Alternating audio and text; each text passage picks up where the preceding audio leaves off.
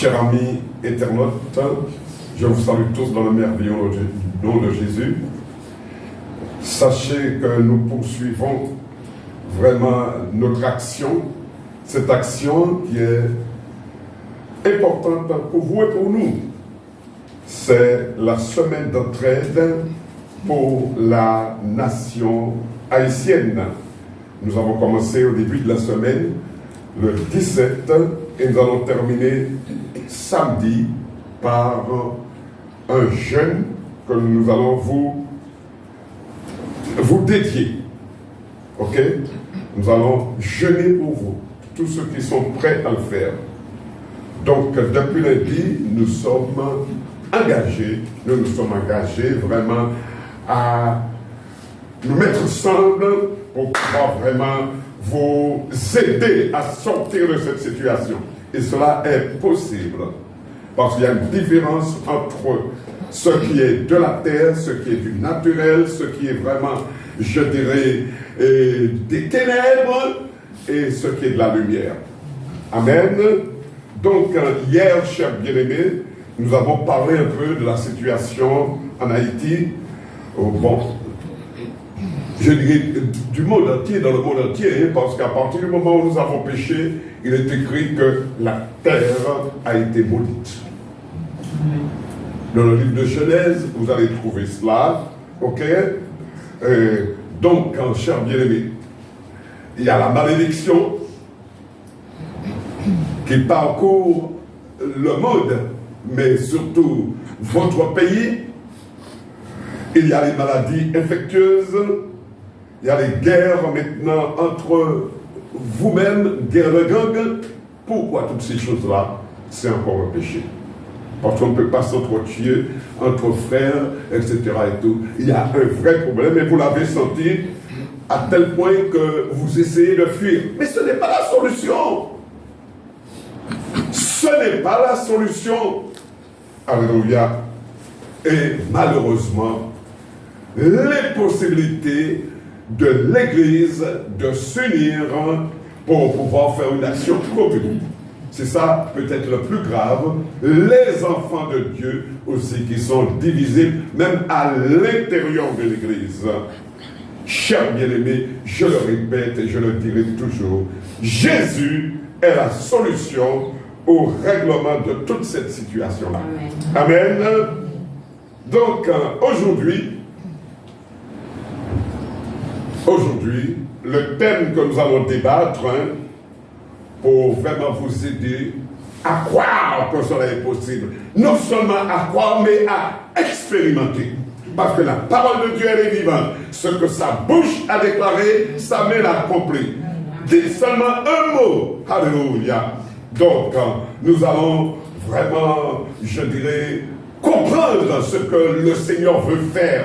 Parce que le temps court. Le temps, mes bien-aimés, est là pour la victoire. Dieu n'est pas... Nous ne travaillons pas en vain. Dieu est là pour vraiment accomplir ce qu'il a décidé. Chers bien-aimés,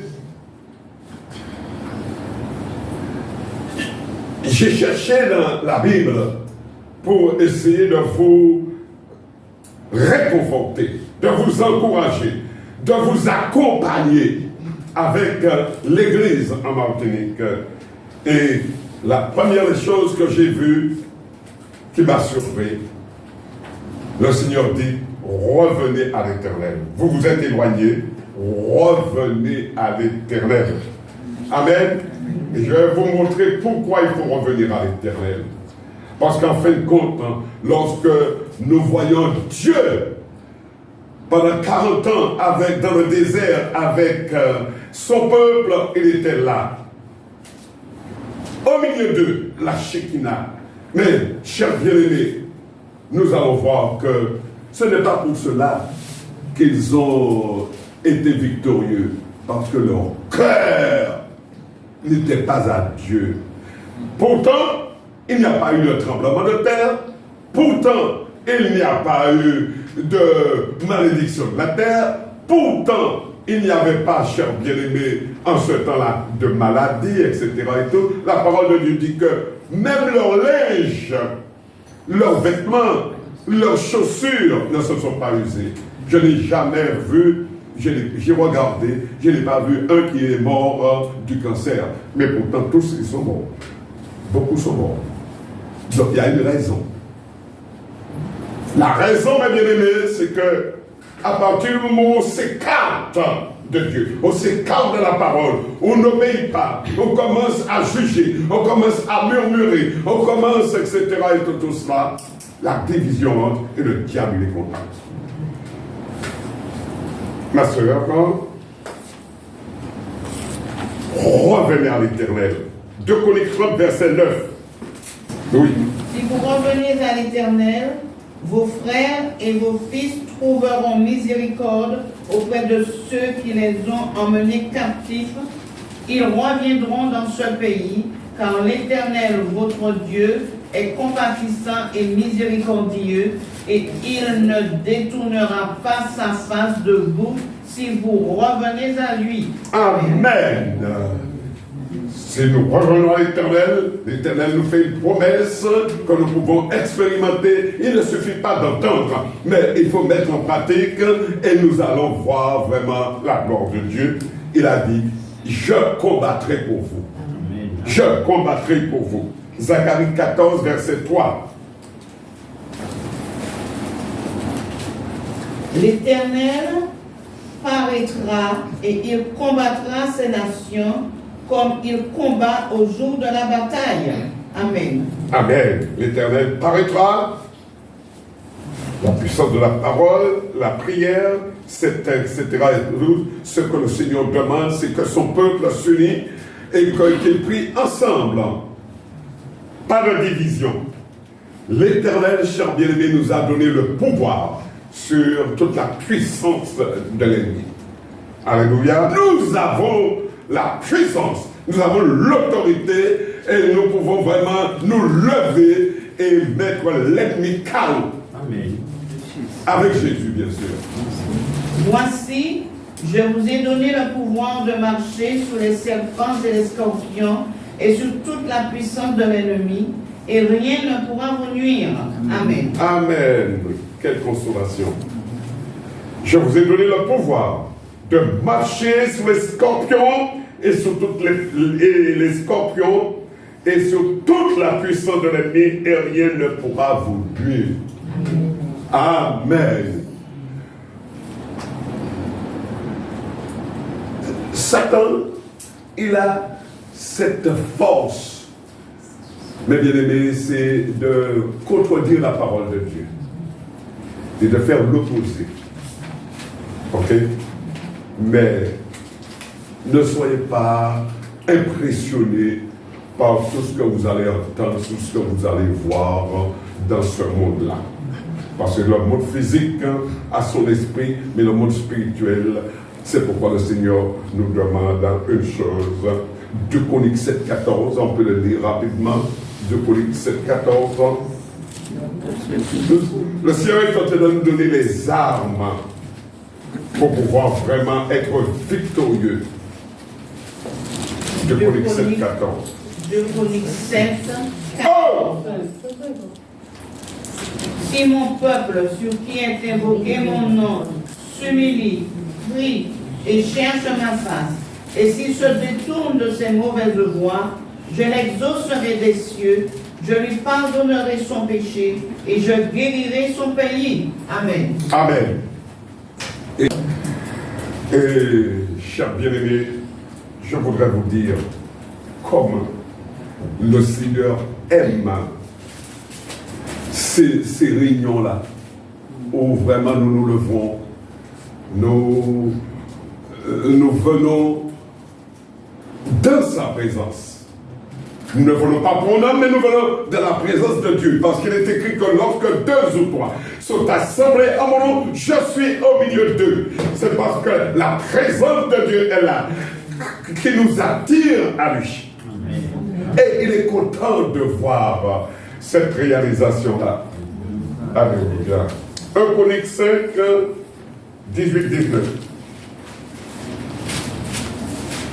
1 Chroniques 5, 18, 19. Les fils de Ruben, les Gadites de la demi-tribu de Manassé, avaient de vaillants hommes, portant le bouclier et l'épée, tirant de l'arc et exercés à la guerre au nombre de 44 760 en état d'aller à l'armée. Ils firent la guerre aux Agaréniens à Gétur, à Naphish et à Nodab. Ils reçurent du secours contre eux, et les Agaréniens et tous ceux qui étaient avec eux furent livrés entre leurs mains, car pendant leur combat, ils avaient crié à Dieu qui les exauça parce qu'ils s'étaient confiés en lui. Amen. Je vous fais remarquer une chose, chers bien-aimés. Alléluia. Et c'est attristant cela. Comme Dieu lui-même est venu chercher, sortir son peuple, alléluia, de l'Égypte, pour faire un peuple à part, que s'est-il passé? Il y avait près de millions de jeunes en état, capables de faire la guerre, chers bien-aimés. Dieu était là pour pouvoir les diriger comme un général qui connaissait toutes les stratèges. Et durant toute cette période, mes bien-aimés, combien ont réussi, ont eu la vie? Deux seulement. Pourquoi? Parce que, chers bien-aimés, ils n'avaient jamais fait confiance à Dieu. C'était leur vote, c'était leurs affaires qui les intéressaient. Murmure, murmure, murmure, murmure. Ils voulaient même lapider le responsable. Chers bien-aimés, laissez-moi vous dire, oh Dieu! L'Éternel a dit dans Actes chapitre 13, j'ai trouvé David, fils d'Isaïe, un homme selon mon cœur qui fait toute ma volonté et qui a confiance en moi. Alléluia. Voilà l'homme que Dieu cherche dans ces temps actuels. Psaume 62, verset 8. Oh! Psaume 62, verset 8. Psaume 62, verset 8. Sur Dieu repose mon salut et ma gloire. Le rocher de ma force, mon refuge est en Dieu. Amen. Amen. Gloire à Dieu. Aujourd'hui, les hommes devront prendre des positions où nous servons Dieu, où nous allons avec l'autre. Aujourd'hui, il n'y a pas de demi-mesure parce que le temps est proche. C'est pourquoi, chers bien-aimés, alléluia, nous avons voulu aider nos frères en leur donnant ce que nous possédons, la prière. Car ce genre de combat, mes bien-aimés, la victoire se trouve sur les genoux. Ce n'est pas avec des fusils ou avec un coup de là ou avec etc. Et tout. Non! Vous vous trompez. Ce n'est pas non plus en prenant la fuite, en allant dans d'autres zones. Non! Le Seigneur a dit, ne tremblez pas devant l'adversaire, parce que je vous ai tout donné. Donc le temps est arrivé, mes bien-aimés, de revenir, de rétablir l'ordre. Rétablir l'ordre, c'est quoi? C'est refaire, c'est réparer, c'est replacer, restituer. Restituer. Aujourd'hui, il y a tellement de chrétiens voleurs, tellement de chrétiens menteurs. C'est le faux qui est entré maintenant aujourd'hui à l'église. Donc il y a un rétablissement des choses que nous devons faire. Avoir le courage de nous regarder en face. Avoir le courage de crier à Dieu. Parce que le Seigneur entend. Chers bien-aimés, alléluia. Si vous voulez la guérison, si vous voulez vraiment la victoire, eh bien, il faut rétablir toutes choses. Et Jésus est celui qui rétablit l'équilibre. Lisez-moi, s'il vous plaît. Apocalypse 21, verset 2 à 7. Oh! Jésus est celui qui rétablit les choses. Sans Jésus, vous êtes perdus. Apocalypse 21, 2 à 7. 2, 7.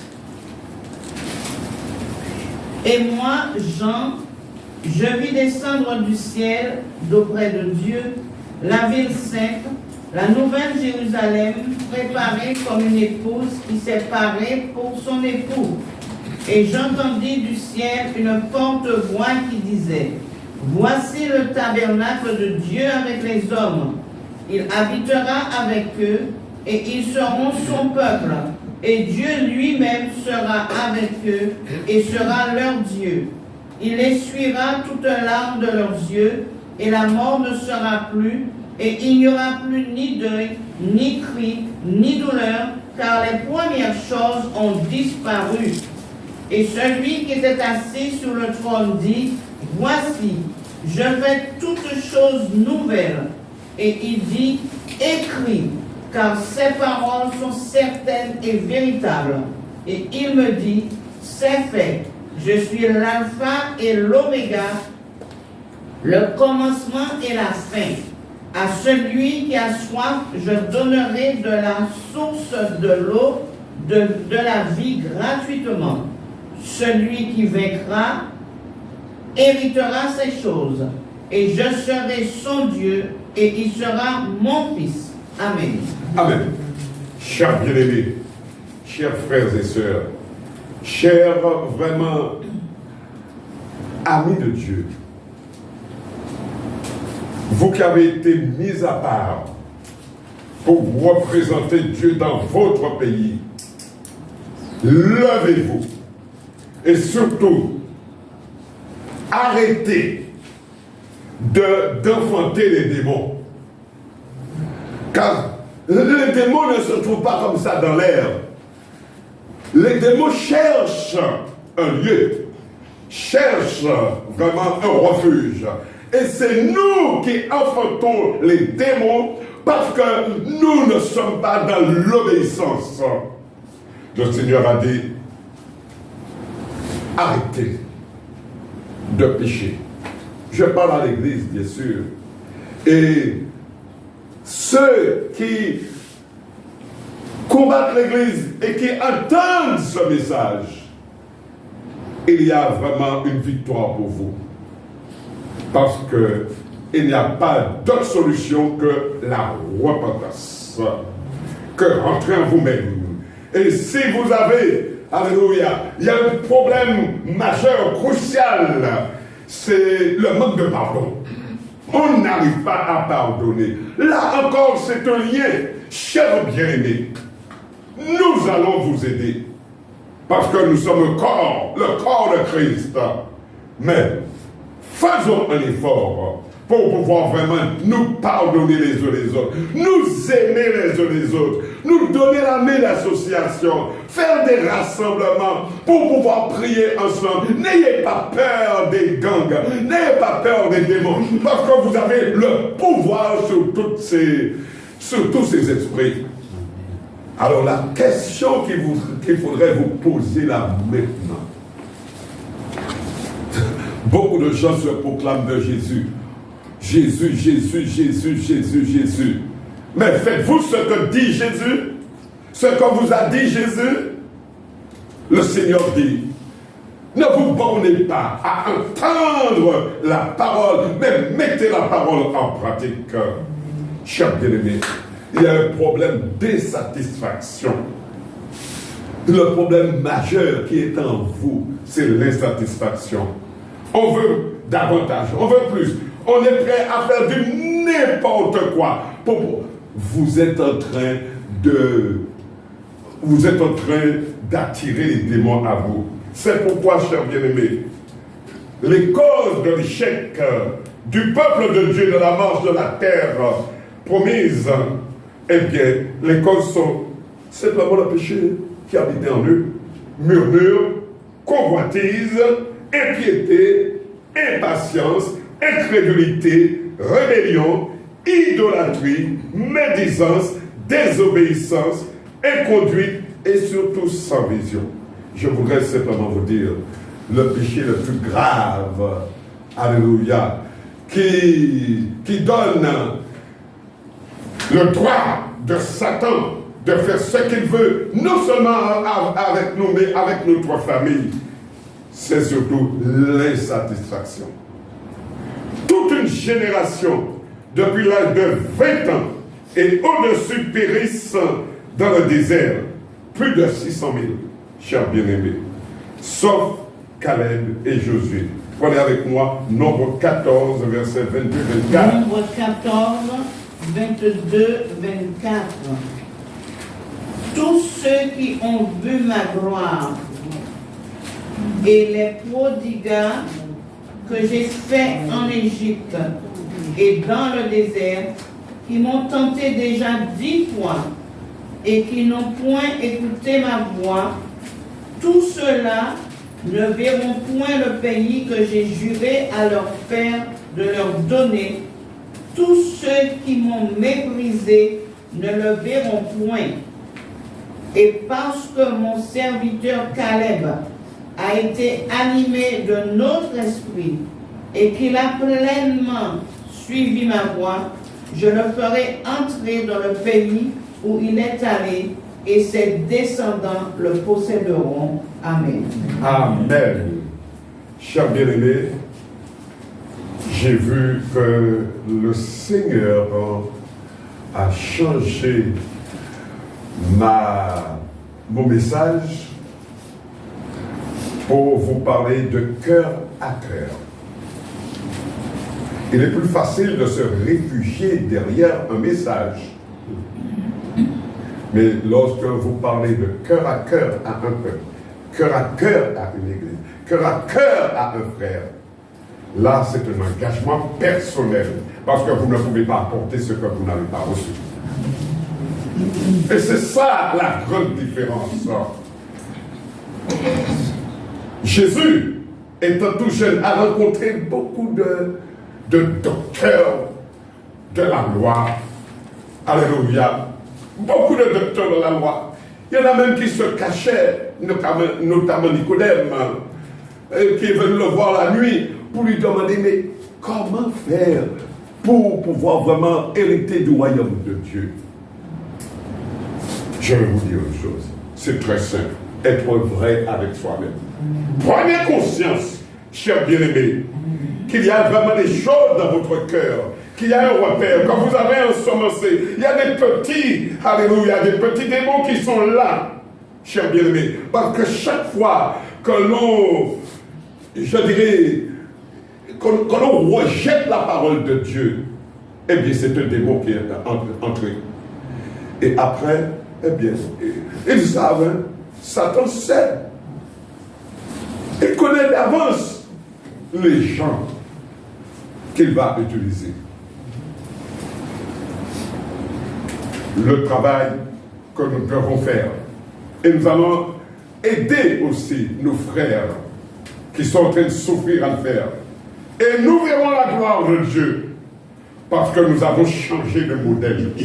Le Seigneur nous a présenté un modèle de l'Église. Mais très vite, on a couru pour pouvoir se protéger. Mais aujourd'hui, il y a surtout ce qu'on appelle le mélange. Mais on ne peut pas faire le mélange avec la parole de Dieu. Alors, sortez de votre idolâtrie. Sortez, alléluia, du mensonge. Parce que celui qui doit conduire Haïti, c'est Jésus. Et nous allons en parler demain. Que Dieu vous garde et que Dieu vous bénisse. Amen.